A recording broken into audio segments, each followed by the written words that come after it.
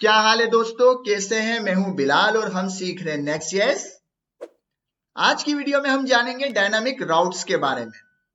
मैं इसकी डॉक्यूमेंटेशन के ऊपर हूं और यहाँ पे वो कहता है कि अगर आपको डायनामिक राउट बनाना है तो आप एक फोल्डर बनाएं और उस फोल्डर को स्क्वायर ब्रैकेट की मदद से रीनेम करें और उसके अंदर एक page.tsx की फाइल बनाएं तो वो डायनामिक राउट बन जाएगा और page.tsx की फाइल उसका एंड पॉइंट होगा।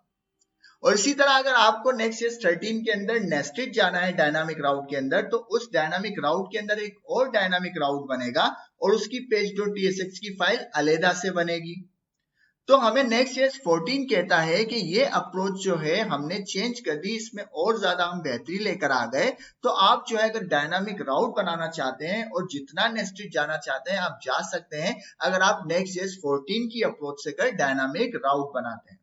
उसकी क्या अप्रोच है? उसकी अप्रोच है ये, वो कहता है कि अगर आप एक फोल्डर बनाएं, उस फोल्डर को स्क्वायर ब्रैकेट की मदद से रीनेम करें 3 डॉट के साथ, तो उसके बाद आप जितना भी नेस्टेड जाना चाहें like shop slash cloth slash top slash T shirt, वो कवर कर लेगा। और इस राउट के अंदर आपको भी एक page.tsx बनानी पड़ेगी जो कि आपका एंड पॉइंट होगा।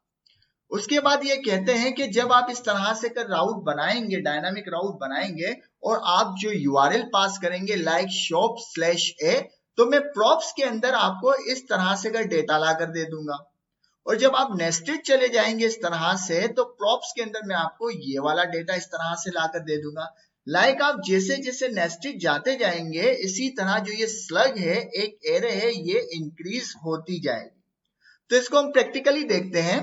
मैं आ जाता हूं अपनी एप्लीकेशन के ऊपर जहां पे एक page.tsx की फाइल है और जिसके अंदर सिर्फ एक हेडिंग है कैच ऑल सेगमेंट्स, और इसको मैंने रन किया हुआ है यहाँ पे। तो ये यहाँ पे नॉर्मली रन हो रही है और कुछ भी नहीं इस फाइल के अंदर। तो हमें इस पर डॉक्यूमेंटेशन अपने उसी एग्जाम्पल को लेकर चलते हैं। तो मैं आ जाता हूं अपने रूट फोल्डर के ऊपर और यहाँ पे एक फोल्डर बनाते हैं शॉप के नाम से, और इस शॉप के अंदर एक डायनामिक फोल्डर बनाते हैं स्क्वायर ब्रैकेट की मदद से dot dot dot slug.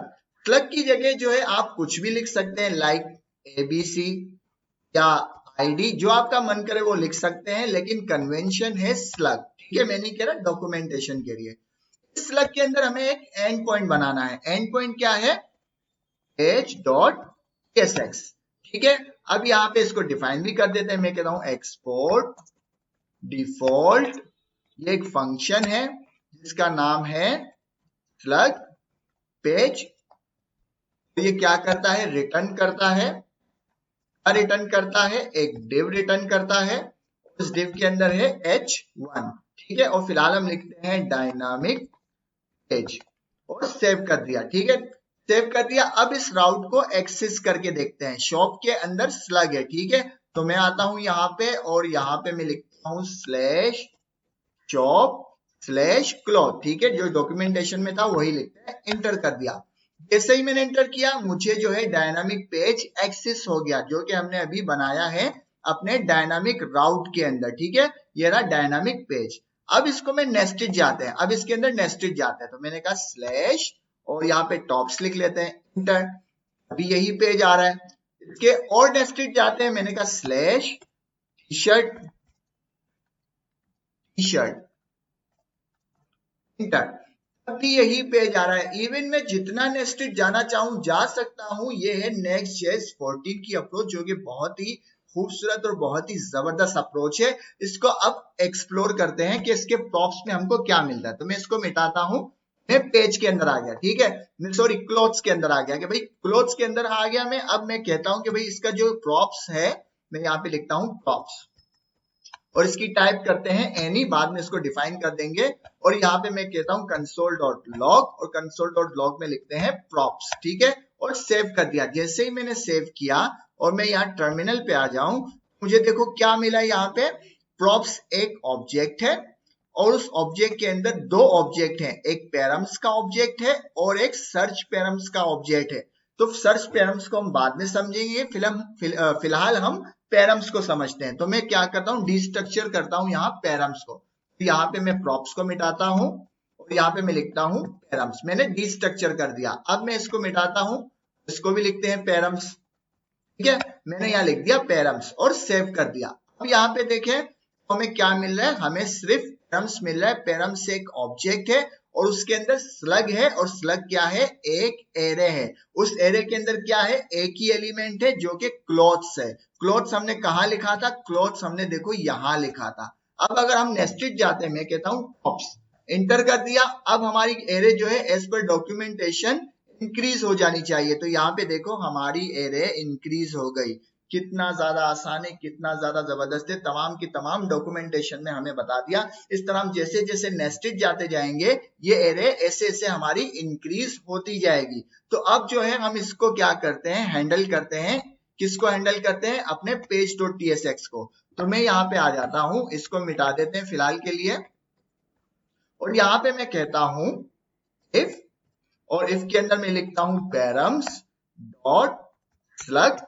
Slug क्या है, एक एरे है जिसकी लेंथ होगी, ठीक है, इसकी लेंथ होगी बराबर 1 के। अगर उसकी लेंथ 1 है मतलब उसके अंदर एक एलिमेंट है, ठीक है ना, मतलब उसके अंदर एक एलिमेंट है। एलिमेंट कैसे, उसके अंदर एक ही एलिमेंट अगर हम ले आए, अभी इसके अंदर क्या है, एक ही एलिमेंट है, इस एरे के अंदर एक ही एलिमेंट है। तो मैं कहता हूं जब भी उसके अंदर एक एलिमेंट हो तो आप जो है रिटर्न कर देना, क्या रिटर्न कर देना, ये वाला डिव, ये वाला डिव रिटर्न करना जिसके अंदर लिखा होना चाहिए पैरम्स डॉट स्लग। मतलब जो भी डेटा आ रहा है वही डेटा होना चाहिए स्लग, और स्लग के अंदर जो भी 0 एलिमेंट के अंदर है डेटा वो आप लिख देना, और ये उसका पेज होगा। मैंने सेव कर दिया, ठीक है।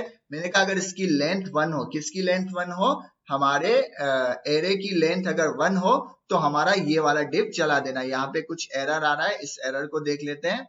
Name div name not find, इसको हम करते हैं क्या, इसको मैंने किया और यहाँ पे हम लिखते हैं H1, ठीक है, ताकि एरर चला जाए। पेस्ट कर दिया, काफी है, सेव कर दिया, अब ठीक है।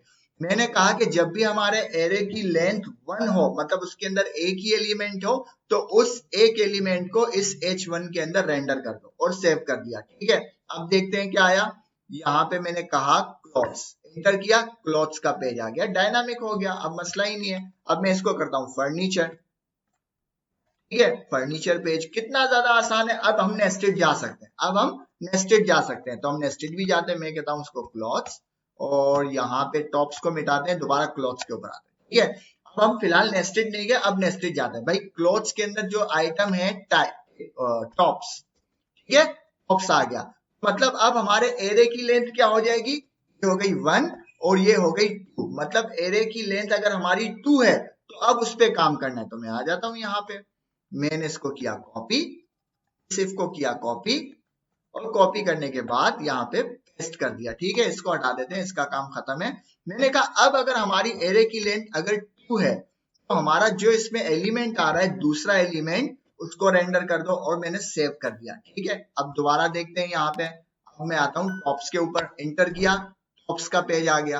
कितना ज्यादा आसान है। अगर मैं इसको यहाँ पे टॉप्स की जगह लिखता हूँ लाइक 10 का पेज आ गया। अब इसको मैं लिखता हूं यहाँ फर्नीचर, यहाँ पे लिखता हूँ फर्नीचर, या फन भी फन लिख दिया, फन का पेज आ गया। किस तरह से अगर डायनामिक हो गया। अब इसको एक और इसमें ले जाते हैं कि भाई फन के अंदर टॉयज है, फन के अंदर टॉयज है, तो टॉयज का पेज आ गया। तो बहुत ज्यादा जबरदस्त हम इसको नेस्टेड और ज्यादा नेस्टेड कर सकते हैं एज पर डॉक्यूमेंटेशन, और ये अप्रोच बहुत ज्यादा अच्छी है Next.js 14 की, ठीक है। यहां तक तो बात समझ में आ गई। आपको अगर और ज्यादा नेस्टेड जाना है तो आप और ज्यादा इफ लगा सकते हैं और इसको कंपोनेंट के थ्रू भी रेंडर कर सकते हैं, ठीक है। यहां तक बात समझ में आ गई। अब क्या मसला है, अब मसला ये है कि अगर मैं इसको मिटाऊं, यहाँ पे मैं इनको मिटाता हूं और मैं शॉप के ऊपर जाता हूं, मैं शॉप के ऊपर जाता हूं तो यहाँ पे आ जाता है 404। क्यों 404 आ जाता है, क्योंकि यहाँ पे अगर हम स्ट्रक्चर पे नजर डालें तो शॉप का कोई भी एंड पॉइंट नहीं है, मतलब शॉप की खुद की कोई page.tsx नहीं है। अब Next.js 13 के मुताबिक क्या है कि यहाँ पे शॉप की जो है ना एक page.tsx बना दूं, मसला हल हो जाएगा, तो कोई प्रॉब्लम नहीं। बट हमें Next.js 14 कहता है कि आपको ये करने की जरूरत नहीं है, आप जो है ऑप्शनल कैच ऑल सेगमेंट कर सकते हैं। उसके लिए क्या करना है, उसके लिए सिर्फ आपको ये करना है और कुछ भी नहीं करना। मतलब जो आपने डायनामिक पेज बनाया है, डायनामिक फोल्डर बनाया है, उसको नेस्टेड स्क्वायर ब्रैकेट में लिख दो, काम खत्म, ठीक है भाई। ये भी लिख के देख लेते हैं। हम आते हैं अपने नेस्टेड के अंदर, इसको रीनेम करते हैं, स्लग को मैंने किया रीनेम, और इस रीनेम को मैं करता हूं नेस्टेड स्क्वायर ब्रैकेट, ठीक है, नेस्टेड स्क्वायर ब्रैकेट, इंटर, इसे इंटर किया। अब देखते हैं क्या हुआ। अब मैंने यहाँ पे देखते हैं, अब यहाँ पे आ गया एरर, एरर पढ़ते हैं क्योंकि एरर देख के कभी भी परेशान नहीं होते, हमेशा एरर को रीड करते हैं। वो कह रहे हैं कि जो आपने लेंथ बताई थी एरे की, अब वो अनडिफाइंड है, ठीक है। मैं डॉक्यूमेंटेशन के ऊपर जाता हूँ कि भाई हमारी तो लेंथ अनडिफाइंड हो गई, कोड क्रैश हो गया। तो यहाँ पे वो डॉक्यूमेंटेशन में कह रहा है कि जब आप सिर्फ शॉप के राउट के ऊपर जाएंगे तो स्लग की एरे अनडिफाइंड होगी, क्योंकि उसको अभी आपने डेटा दिया ही नहीं। फिर जैसे जैसे आप उसको डेटा पास करोगे तो एरे के अंदर डेटा हम पुट करते जाएंगे। अभी के लिए ये अनडिफाइंड है। जब ये अनडिफाइंड है तो हम यहाँ पे आते हैं अपने कंडीशन के ऊपर, तो हम इसको कहते हैं कि भाई स्लग जो है ऑप्शनल है, मतलब ये होगी, ये रिटर्न चला देना, नहीं है तो छोड़ दो, ठीक है। इसी तरह इसी कंडीशन के ऊपर आते हैं, क्वेश्चन मार्क और सेव कर दिया कि भाई अगर स्लग की एरे है तो चला दो, नहीं है तो छोड़ देना, ठीक है। अब मैं आता हूं दोबारा, देखते हैं कोड को।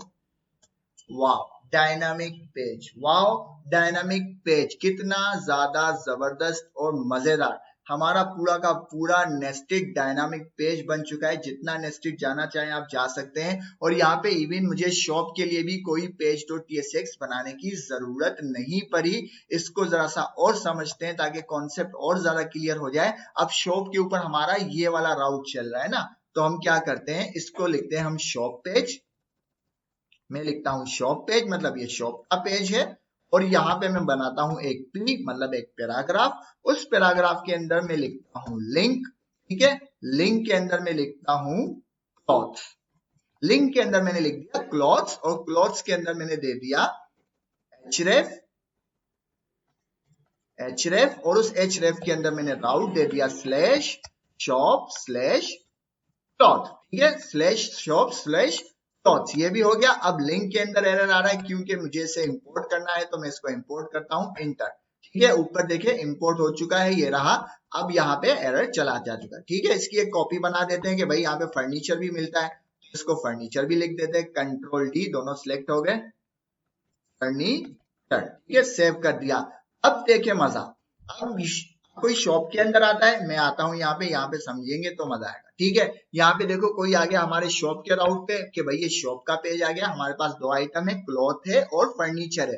तो मैं कह रहा हूँ ठीक है, मुझे क्लॉथ्स खरीदने में क्लॉथ्स के अंदर गया तो यहाँ पे क्लॉथ्स का पेज आ गया। वहां पे आपको जो लिस्ट रेंडर करवानी है आप रेंडर करवा सकते हो, और ऑन क्लिक के ऊपर वो उसके ऊपर मूव भी हो सकती है। इसी तरह मैं बैक करता हूँ, कोई फर्नीचर के ऊपर आया, फर्नीचर के ऊपर गया, जैसे ही मैं फर्नीचर के ऊपर गया तो फर्नीचर का पेज आ गया। ऊपर देखिए नेस्टेड जा रहा है, ऊपर देखिए नेस्टेड जा रहा है। इसको मैं और ज्यादा नेस्टेड कर सकता हूं, लेकिन ये आपका होमवर्क है, कुछ भी नहीं करना। जो फर्नीचर है और इसको डायनामिकली वहां पे फर्नीचर की लिस्ट देनी है, और जो क्लॉथ की लिस्ट है उसको क्लॉथ की डायनामिकली लिस्ट हमें दे देनी है, और कुछ भी नहीं करना, ठीक है। ये काम हो गया यहाँ तक। अब हम इसकी टाइप डिफाइन कर लेते हैं। इसकी टाइप क्या है भाई, यहाँ पर हम आते हैं, एनी को हटाते हैं सबसे पहले, कि भाई ये जो पेरम्स जो है एक ऑब्जेक्ट है, इसको पहले मिटाते हैं।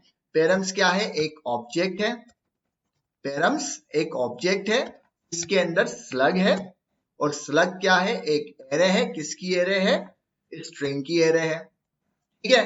यहाँ पे ये काम हो गया भाई। और इसके साथ साथ था सर्च पेरम्स, सर्च पेरम्स ये था। सर्च पेरम्स क्या है, सर्च पेरम भी एक ऑब्जेक्ट है, तो यहाँ पे इसकी भी टाइप दे देते हैं। इसको मैं करता हूं कॉमा, और इससे बाहर आते हैं सर्च पेरम्स के, ठीक है, यहाँ पे कॉमा, सर्च पेरम्स, और सर्च पेरम्स भी एक ऑब्जेक्ट है, और इसके अंदर हम देंगे नेम। नेम ऑप्शनल होगा, मतलब सर्च पेरम्स हुआ तो ठीक है, ना हुआ तो ठीक है, और इसकी प्रॉपर्टी होगी स्ट्रिंग, ठीक है। और सेव कर लेते हैं, सेव के साथ इसको मैं कर देता हूं ये, ठीक है, स्ट्रिंग। अब इसको समझते हैं। मैंने इसकी टाइप भी दे दी। क्या टाइप है, मैंने कहा कि भाई पेरम्स जो है एक ऑब्जेक्ट है जिसके अंदर स्लग की एक एरे है। इसके साथ सर्च पेरम्स हमें मिल रहे थे, तो सर्च पेरम्स क्या होते हैं वो भी जान लेते हैं। वो भी हम उससे भी हमने ऑप्शनल रखा है, ठीक है। तो यहाँ पे मैं करता हूं कंसोल डॉट लॉग। कहाँ पे करते हैं कंसोल डॉट लॉग, हम करते हैं यहाँ पे, ठीक है। यहाँ पे इसको कंसोल डॉट लॉग करते हैं। मैं कहता हूं सर्च पैरम्स, ठीक है। सर्च पैरम्स को मैंने कंसोल डॉट लॉग किया। अब इसको मैं पैरम्स पास करूंगा। पैरम्स क्या होता है, मैं यहाँ पे आ गया फर्नीचर के ऊपर, मैंने लगाया क्वेश्चन मार्क, मैंने कहा नेम, बस करो यूजर नेम कुछ भी हो सकता है, फिलहाल मैंने वहां पे नेम दिया तो मैं यहाँ पे लिखता हूँ नेम, और नेम के साथ मैंने लिख दिया अपना नाम बिलाल, इंटर किया। इस तो हमारा ऐसे ही रहा। अब यहाँ पे आके अगर देखें सर्च पैरम्स में हमें कुछ ना कुछ मिलना चाहिए और हमें मिल गया नेम। तो अब मैं इसको कहीं भी यूज कर सकता हूं। इवन डायनामिक पेज ने हमें यूआरएल में से हर तरह से कर डेटा लाके दे दिया। लाइक अगर मैं यहाँ पे एक और नेम चेंज कर दूं, मैं यहाँ पे नेस्टेड चला जाता हूँ, भाई नेस्टेड चले जाओ ताकि और ज्यादा क्लियर हो जाए। मैं नेस्टेड चला गया और टॉप्स के अंदर मैंने अब नेम लिख दिया क्या, रतन, रतन इंटर कर दिया, ठीक है। अब टॉप का पेज आ गया और रतन नेम आ गया। तो मैं दोबारा यहाँ पे आके देखता हूं तो मुझे यहाँ पे नेम क्या मिल रहा है, रतन। मतलब सर्च पैरम्स के अंदर हमारे क्यूरी पैरामीटर से जो भी आप चाहें गेट कर सकते हैं, और प्रॉप्स में पैरम्स के अंदर क्या है, राउट के अंदर जो भी है आप गेट कर सकते हैं। अगर मैं यूआरएल से समझाऊं तो ये जो है हमारे सर्च पैरम्स है जिसको हम क्यूरी पैरामीटर कहते हैं, और ये जो है हमारे पाथ पैरामीटर कहलाते हैं, ठीक है ना।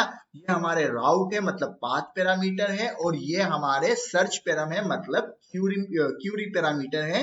और इसको हम कौन से ऑब्जेक्ट में रिसीव करते हैं, जो पाथ पैरामीटर है मतलब जो राउट से वो डेटा हमें यहाँ पे रिसीव हो रहा है, और जो क्यूरी पैरामीटर है वो डेटा हमको यहाँ पे रिसीव हो रहा है। तो उम्मीद है आपको वीडियो पसंद आई होगी। पसंद आए तो लाइक करें, शेयर करें, सब्सक्राइब करें। मिलते हैं नेक्स्ट वीडियो में। अल्लाह हाफिज।